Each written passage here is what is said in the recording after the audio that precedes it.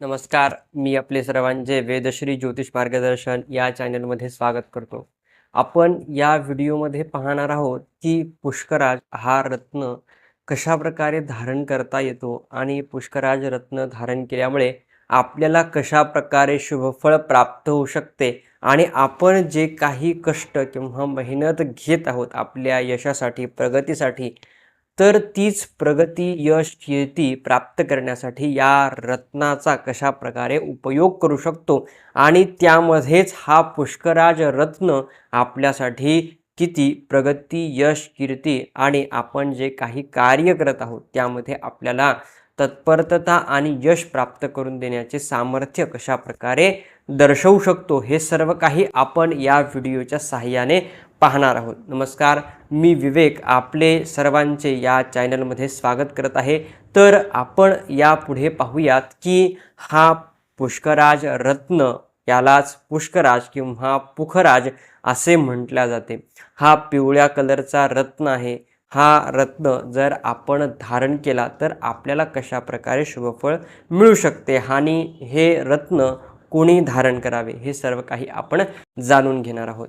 तर हा पुष्कराज रत्न पिवळ्या कलरचा रत्न आहे आणि हे रत्न आपल्या कुंडलीमध्ये गुरु ग्रह दर्शवत असतो किंवा गुरुग्रहाचा हा रत्न आहे. म्हणजेच की गुरुग्रहाची बलवत्ता जर आपल्याला वाढवायची असेल तर या रत्नाचा आपण यूज करत असतो. तर हा गुरुचा पुष्कराज रत्न आपण जर धारण केला तर त्याचे परिणाम कशा प्रकारे मिळत असतात. ज्या प्रकारे सूर्याची ऊर्जा आपल्या शरीराला मिळत असते, म्हणजेच की ती ऊर्जा आपल्या शरीरामध्ये विटॅमिन डी किंवा आपल्या शरीरामध्ये अनेक कार्य करण्यासाठी अत्यंत महत्त्वाची असते. त्याचप्रमाणे हे पुष्कराज रत्न किंवा दुसरे कोणतेही रत्न त्या प्रकारे आपल्याला शुभफळ किंवा एनर्जी सूर्याकडून घेऊन आपल्या शरीरामध्ये प्रवाहित करत असतात. तर हीच ऊर्जा आपल्यासाठी अत्यंत महत्त्वाची असते. तर या ऊर्जेमुळे आपण घेणारे डिसिजन आपल्यासाठी अत्यंत महत्त्वाचे किंवा शुभफळ घेऊन येणारे ठरत असतात किंवा आपल्यासाठी ते अत्यंत महत्त्वाचे डिसिजन ठरू शकते. आपल्याला ती बलवत्ता देतात, शक्ती देतात आणि त्यानुसार आपण ते कार्य केल्यामुळे आपल्याला शुभफळ मिळते. जसे की भगवद्गीतेमध्ये भगवान श्रीकृष्णाने सांगितलेले आहे की आपल्याला कर्म करायचे आहे. तर ते कर्म कशा प्रकारे करायचे आहे ते आपले सर्व काही आपल्या हातामध्ये आहे. भगवान श्रीकृष्णांनी सांगितलेले आहेच त्याप्रमाणे धर्म, अर्थ आणि काम, मोक्ष यानुसार आपल्याला सर्वांना धरून कार्य करायचे आहे, धर्मानुसार कार्य करायचे आहे. तर त्याचप्रमाणे आपण जे काही रत्न धारण करतो तर त्यानुसार आपण धर्मानुसार नक्कीच कार्य करावे आणि त्यानुसार आपल्याला नक्कीच शुभफळ प्राप्त होईल. तर हेच पुष्कराज रत्न आपण बृहस्पती ग्रहांना म्हणजेच की गुरुग्रहाचे रत्न आहे ते आपल्या कुंडलीच्या चार्टमध्ये कशा प्रकारे गुरुग्रह बसलेला आहे. म्हणजेच की तो गुरुग्रह बलवान नाही, कमी अंशावरती आहे. म्हणजेच की 30 अंशाची एक राशी असते आणि हा ग्रह 30 अंशामधून चालत असतो. त्याच राशीमध्ये हा ग्रह किती अंशावरती स्थित आहे. जर तो कमी अंशावरती आहे म्हणजेच की बाल अवस्थेमध्ये आहे किंवा वृद्ध अवस्थे म्हणजेच की 30 अंशाच्या जवळजवळ तो अंशावरती बसलेला आहे तर त्यानुसार तो अशुभ फळ तर देत नाही, परंतु तो कमी अंशावर असल्यामुळे त्याच्यामध्ये बलवत्ता नसते किंवा तो त्या ठिकाणी जास्त प्रमाणात फळ देऊ शकत नाहीये. तर त्यावेळेला या गुरुग्रहाचे रत्न धारण करावे. त्यासोबतच जर या गुरुग्रहासोबत कोणता ग्रह स्थित आहे आणि तो ग्रह बलवान आहे तर या गुरुग्रहाची पूर्ण शक्ती तो क्षीण करत असतो. तरीही सुद्धा हा पुष्कराज रत्न धारण केल्यानंतर क्षीण झालेली शक्ती तो पुन्हा मिळवू शकतो. आपल्या ओऱ्याभोवती, आपल्या शरीराभोवती त्याची ऊर्जा पुन्हा निर्माण करू शकतो. त्यानुसार आपल्याला जर ही ऊर्जा प्राप्त झाली तर गुरुचे फळ नक्कीच आपल्याला प्राप्त होऊ शकते. ज्याप्रमाणे चंद्र हा बलवान नाही किंवा चंद्र गुरु हा जो योग बनत आहे गजकेसरी योग, तर त्या गजकेसरी योगामध्ये गुरु हा बलवान नाही किंवा चंद्र हा बलवान नाही, म्हणजेच की गुरु हा अत्यंत बलवान आहे आणि चंद्र हा एकदम सौम्य अंशावरती, 1 अंशावरती, 2 अंशावरती किंवा 5 अंशावरती आहे. गुरु ग्रह हा 15, 18, 16, 17 या अंशावरती आहे. तर गुरु हा अत्यंत बलवान आहे. तर त्या ठिकाणी चंद्राचे फळ आपल्याला मिळत नाही किंवा चंद्र हा बलवान नसल्यामुळे, त्या ठिकाणी क्षीण झाल्यामुळे आपल्याला गजकेसरी योगाचे जे योग बनत आहेत त्याचे फळ मिळत नाहीत. त्यामुळे हा जो पुष्कराज आहे तर किंवा जो मोती आहे तो धारण केल्यानंतर त्या ग्रहाची ॲक्टिव्हिटी वाढल्यानंतर आपल्याला हे शुभफळ प्राप्त होत असते.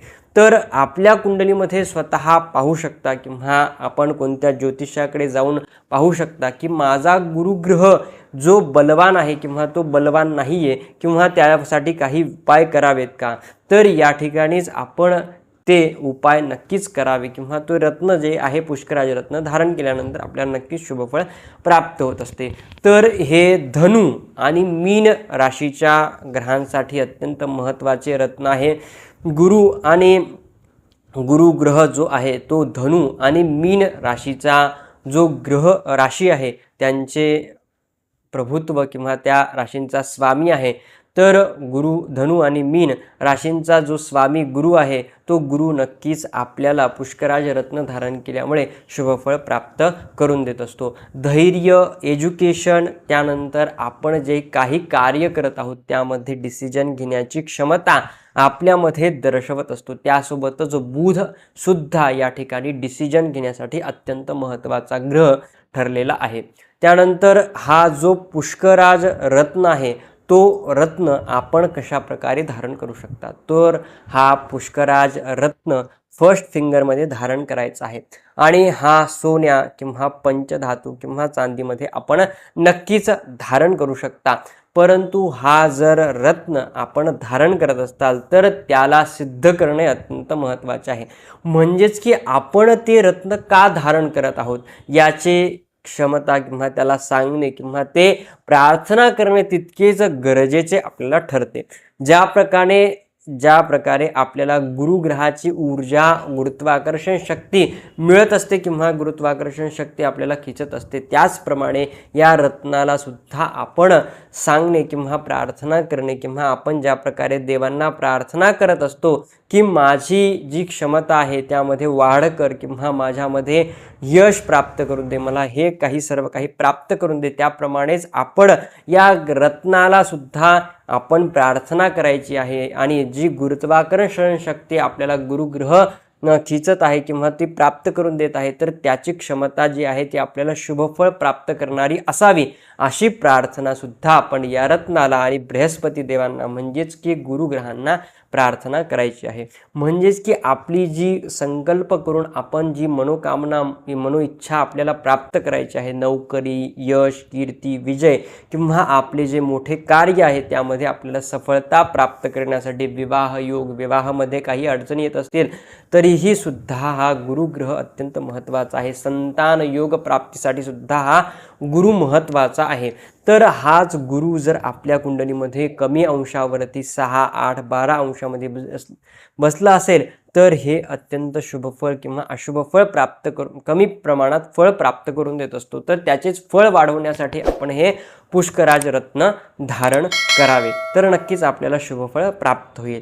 यासारखेच रत्नासंबंधित नवनवीन व्हिडिओ पाहण्यासाठी आणि सर्व काही आपण या कुंडलीच्या साहाय्याने जाणून घेऊ शकतो. आपले भविष्य, त्यानंतर आपण काय करावे, कोणते कार्य करावे, नोकरी करावी, जॉब करावा, सक्सेस कशा प्रकारे आपल्याला प्राप्त होऊ शकते, हे सर्व काही आपण या व्हिडिओच्या साहाय्याने पाहत असतो. तर या चॅनलला नक्कीच सबस्क्राईब, शेअर आणि लाईक करा.